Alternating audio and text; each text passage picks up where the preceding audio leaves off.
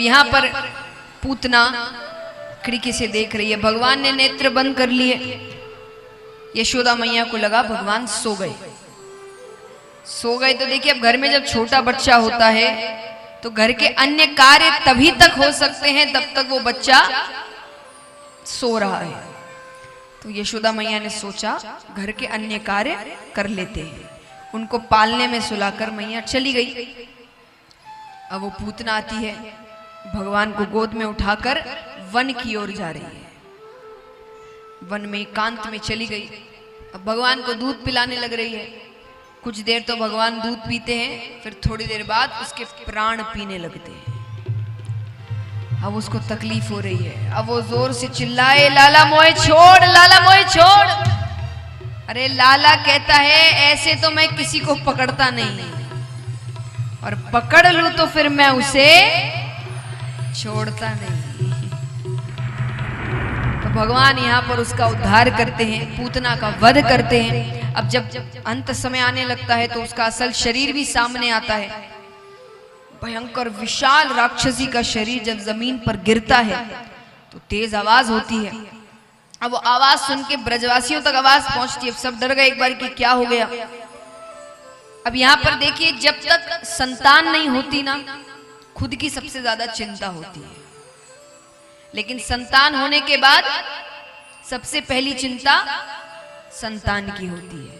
तो यहाँ जितनी माताएं हैं अपने घर पर, वो जैसे ही आवाज हुई पहले अपना अपना पालना देख रही है कि बच्चा कहाँ है। यशोदा मैया ने भी अपना पालना देखा, उनका पालना खाली। अब जहां से आवाज आई थी सब वहीं दौड़ रहे हैं, पूरे गांव के लोग। यशोदा मैया भी बेसुध होकर दौड़ती है। सब जाकर पहुंचे तो क्या देखा कि एक विशाल राक्षसी का शरीर पड़ा हुआ है। उस पर छोटे से, बहुत छोटे श्याम वर्ण भगवान बैठे हैं।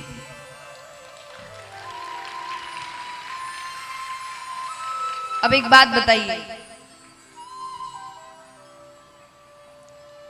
भगवान, हम इतना रंगों की बात करते हैं, ये रंग सुंदर है, वो रंग सुंदर है। श्री कृष्ण का रंग कैसा था?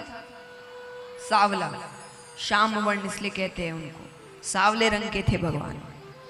लेकिन उन्होंने क्या बताया है कि सुंदरता हर रंग में है। अब उनकी सुंदरता कैसे बखान करी गई है देखिए। आज मैं आपसे प्रश्न करती हूँ, कोई भी माता, खास करके क्योंकि माताएं ज्यादा भावुक होती हैं, कोई भी माता अगर ये स्थिति देख ले कि एक राक्षसी है और उस पर उनका इतना छोटा बच्चा बैठा है, पहला काम माता क्या करेगी? हाँ बताओ। बच्चे को तुरंत उठाएगी। हर कोई यही करेगा जो पिता है यहाँ पर। आप क्या करेंगे? पहला काम यही होगा कि तुरंत बच्चे को कैसे भी उससे दूर ले जाएं। हर कोई यही करेगा, पर यशोदा मैया ने ऐसा नहीं किया। क्यों नहीं किया? वो जैसे ही वहां पहुंची, उनकी पहली नजर भगवान पर पड़ती है। उसके बाद से वो नजर हटी ही नहीं। यानी उनको दिख ही नहीं रहा कि कोई राक्षसी भी है वहां पर।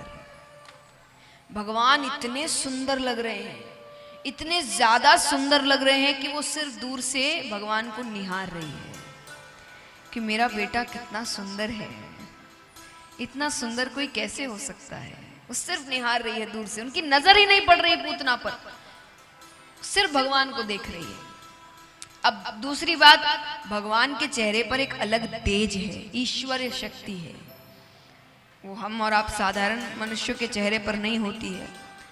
तो भगवान को यहाँ पर थोड़ा अटपटा लगा। भगवान कहते हैं ऐसे तो शक हो सकता है लोगों को कि इस बच्चे में कोई शक्ति है।